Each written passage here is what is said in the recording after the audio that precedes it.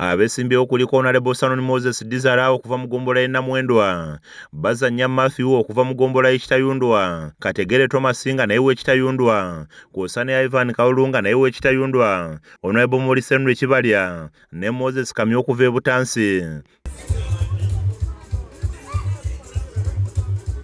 Wabula abalonzi bagamba nti babatunuliza nkaliriza ngalagirira omusota nga bagamba nti kabatande balete ssente bakuzirya n'oluvannyuma balondeko asobola kuba kino kye kiseera eky'okwesasula.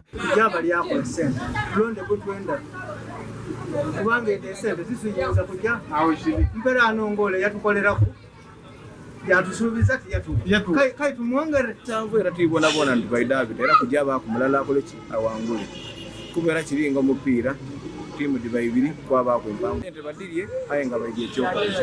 atwala ebyokulonda mu kibiina kya NRM mu disitulikiti y'e Kamuli Dr. Stephen Katawera akakasizza nti abantu 7 be beesowoddeyo okukwata ekibiina kya NRM bendera ku kifo kya Bugabula South nga bano abalabudde ku mivuyo nga bakuyega abalonzi.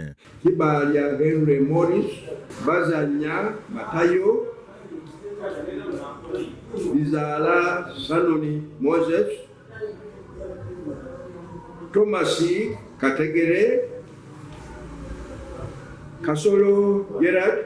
Agasseeko nti NRM famire emu nga tekyetaagisa kulwanagana n'asaba abavuganya okwewala entalo. Kino kintu kya famire tutolemu entalo kuno tekufa nakuwona.